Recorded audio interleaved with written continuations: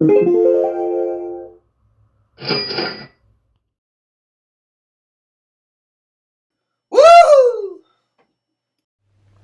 Good morning everyone, hope you're all well.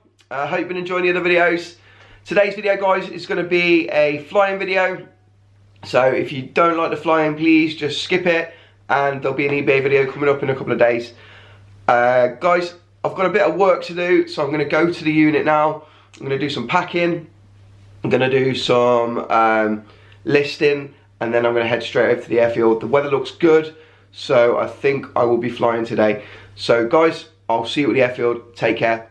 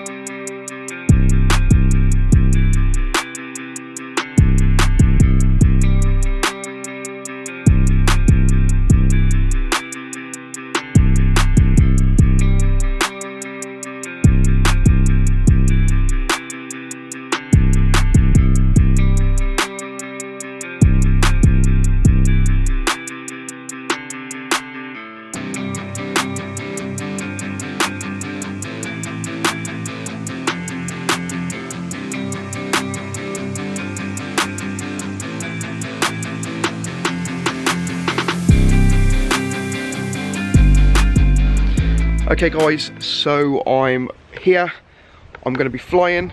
I'm actually doing my first pre-flight checks for myself today, and I'm going to be refueling the aircraft myself. So I'm going to put the camera down, you're going to see me refueling, and hopefully I don't make any mistakes. Once I've done it, I'll get the instructor to come out with me and he will double check everything that I've done, because this is the first time, so I'm hoping he's going to double check everything I've done. But anyway guys, I'm going to put the camera down. You see me refueling the aircraft.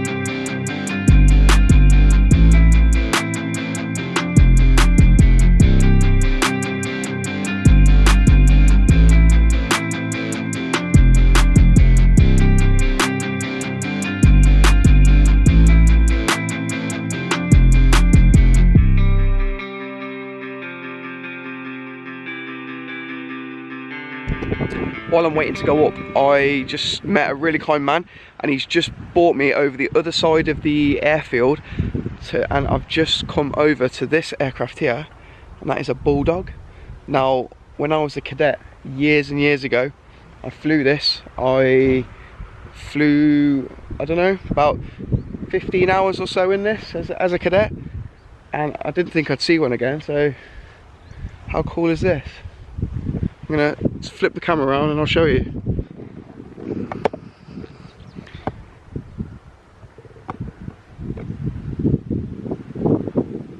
These aren't currently in service anymore, and when I was in the cadets, this was one of the state-of-the-art aircraft that just come out. Show my age a little bit there.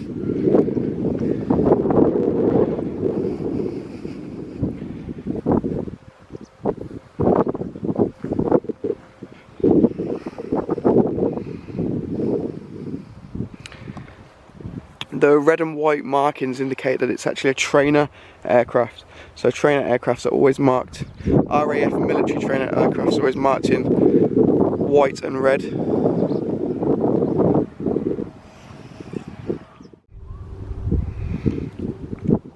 There's air traffic control tower for this airfield. And the guy that's brought me over is just over there waiting for me, so I'm not going to keep him too long.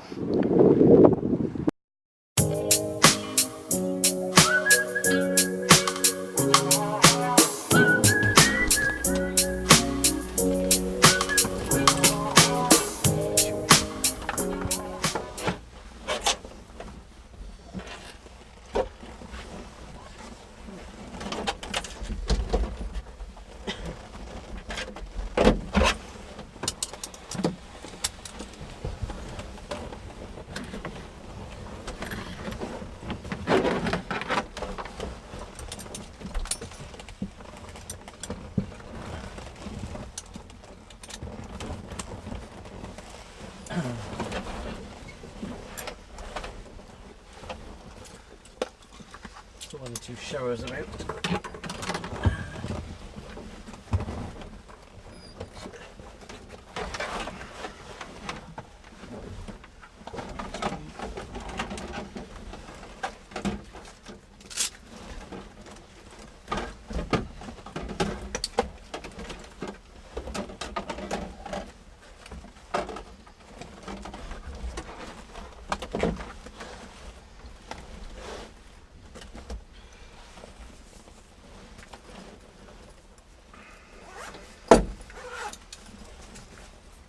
See if this makes a difference.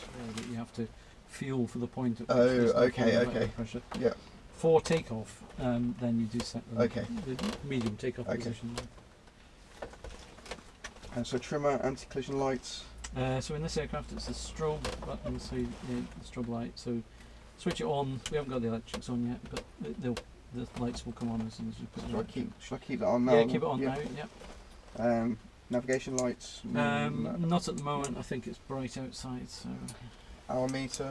and we've got 0.9 on there. So made a note of that, and I know that's the same as we got in the book before. So the passenger brief, we had that last time. So it's all the same. So I'll take control if there is an emergency. Yeah. The procedures that we discussed last time. Just and then 1 prime. then push it fully forward again. And then once it's back beyond the bezel, then you just turn it and then give it a tug to make sure that it is locked in position. No. See, there's a... Oh, I see how it works. Yeah. Got it. That can cause problems if it's out, can't it? Oops. When you're flying. Yes, it can. Yes, it can starve the engine of fuel. So it's imperative that's locked. Yeah, locked in position. So, and I'll just reach across and check that as well. So, yeah, that's locked. Okay. So then push down on the top, isn't it? Yeah, push forward on the top. I'm going to cover the brakes as well, just in case you haven't quite got them in position. So don't worry about it. Brakes. Look out. And do we open the window for this? Yeah, open the window and call clear prop. Clear prop! Checking around, make sure nobody's...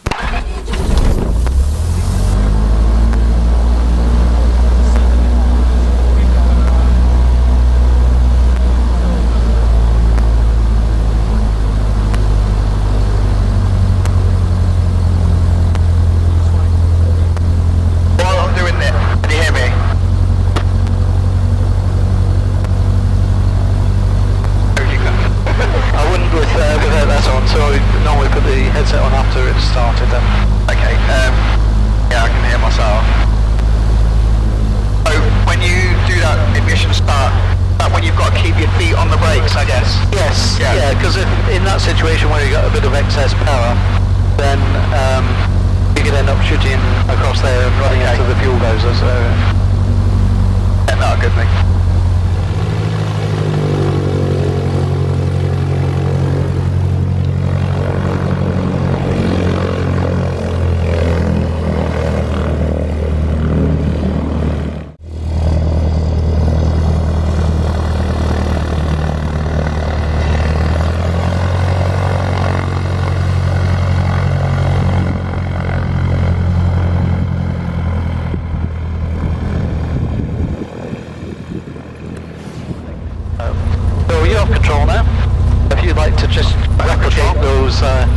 those braking checks then, just do them again even though we've done it already.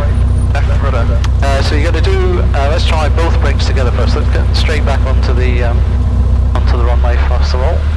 They'll bring you back around a little bit. We didn't do much taxiing last time, did we? No. It was, let's try a little bit of taxi practice then to start with. So just using the rudder portion of the rudder pedals. So that's got a touch of brake there, so just bring your feet with the heels on the floor, toes on the pedals, and use a full rudder deflection to the right, and then full rudder deflection to the left. See how it takes a little bit of time to get response. So try and get yourself onto the centre line of the runway, and then just maintain the centre line. You'll be able to do this with just rudder at the moment. If I speed up a little bit, you'll find that the steering becomes A bit more reactive. More responsive, yeah. And if I slow down, then as we get slower and slower, then it becomes a little bit more ponderous as you get to a slower speed. Hopefully the seagull is going to move.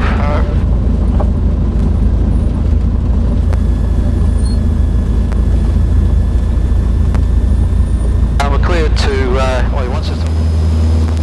Maybe your shoes are just got big, maybe big edges on them.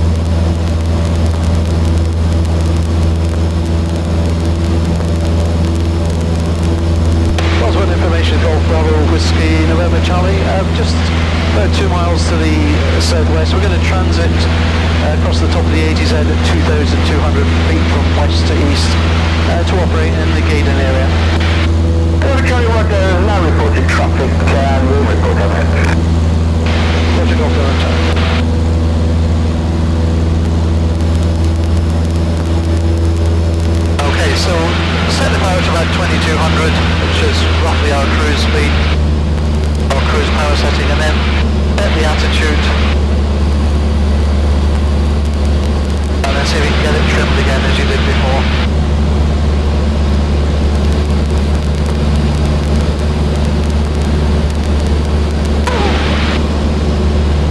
Across the wind.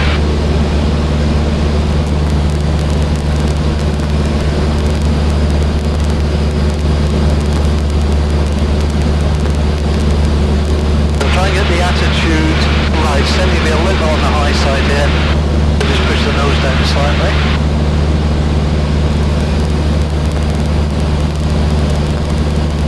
Okay, working quite nice.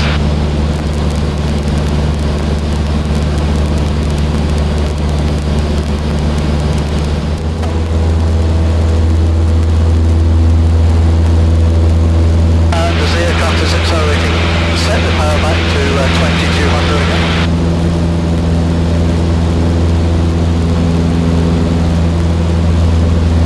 I can do that power setting over a shorter period of 1, 2. Okay. Good. And then I'll make a right turn, so I'm just going to lift the wing before we do that. Make a right turn, we'll just stay in this area here just to do another sample exercise on here.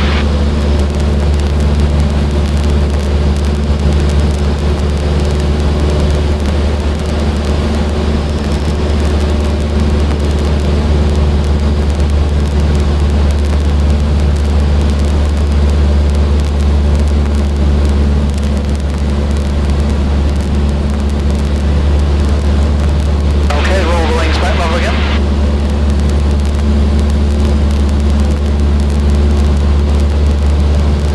Is just have a look at the operation of the flaps as we would do as we're coming into land. So, just trim it a little bit. Yeah, just trim that one.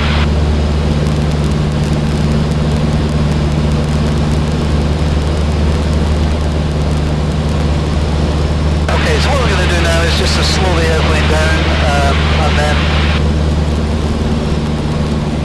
lower the flaps as though we were coming into land. So I'll just demonstrate that. Well, we're within flap limiting speed, less than 80 miles, so you're now over 10 degrees of flap, and just that thing we talked about on the ground, moving the nose forward as I'm lowering the flaps down. On the base leg coming into land, we'd be a much better view, doesn't it? Yeah, we'd be looking at something like this. Yeah. As we look around.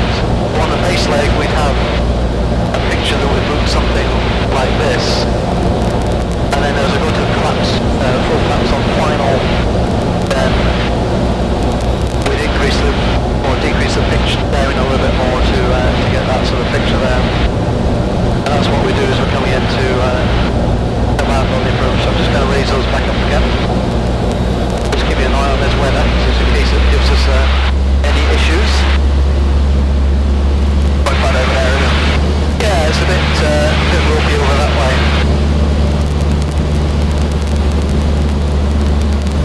What we can do is actually do this for real on the approach back in then, so I'm going to aim this back towards the airfield. Okay. 5 information, Golf Bravo Whiskey, November Charlie, 4 miles to the east, request join. Golf Charlie, runway 23 right hand, QFE 998 hectopascals, no reported traffic.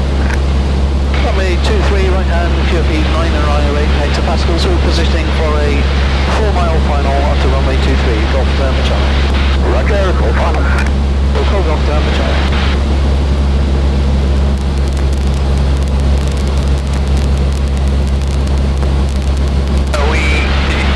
Say that we're 4 miles away then from the airfield? Yeah,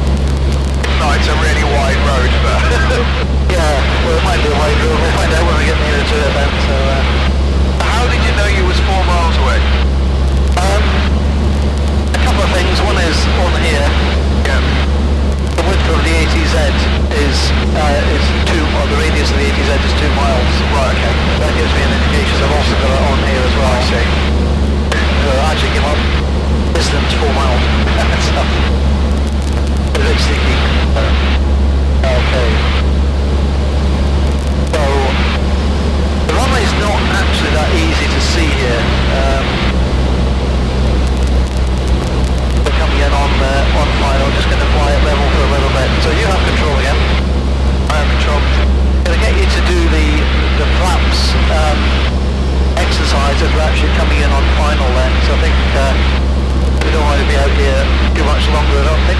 That stuff moves to the south.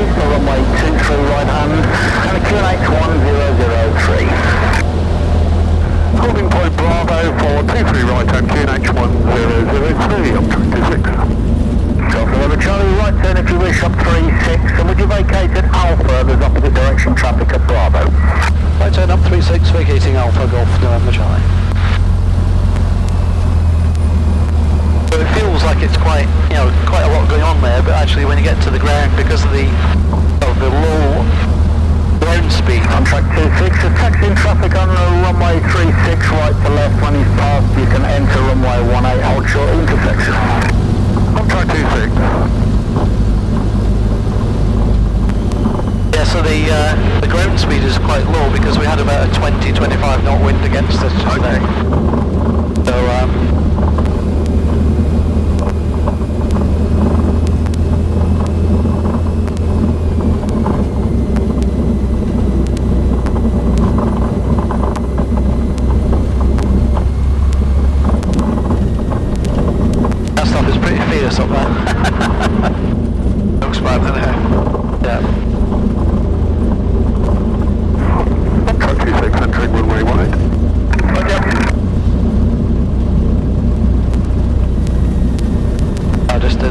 fast taxi there because the other guy was waiting to get out onto the runway behind us then.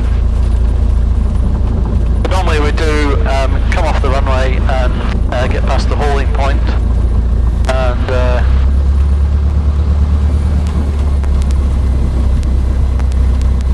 bring the aircraft to a halt, so we need to get beyond the hauling point to be absolutely clear of the runway. And then at this point we do the after landing checks. As it happens, I've done most of those already. I just double check things that I might have missed. So we've got flaps.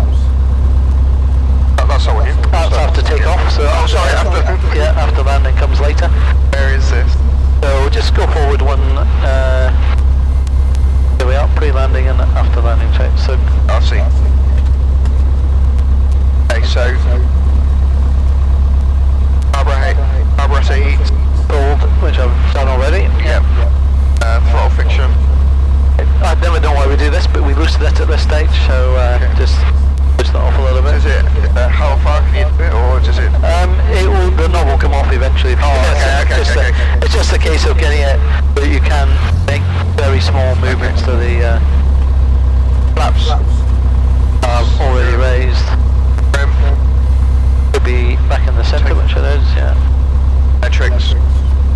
So non-essential, all the lights are off, and we put the transponder back to either ground or standby. It's on the ground just now. Transponder. Yeah, transponder. If it's on ground, we leave it on ground. So. And what did you do for that? How did you do that? It does it itself. Oh, does it? Okay. It's got a terrain database in, so it knows that. It knows when it's on the ground, effectively. It's just clicked over actually here, so I'll do one more thing on the.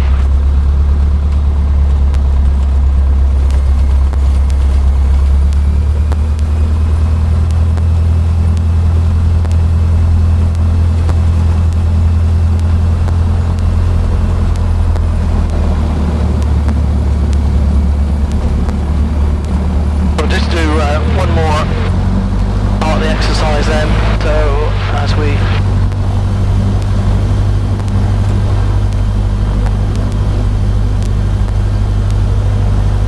slightly off the pad here, not very good, not to worry.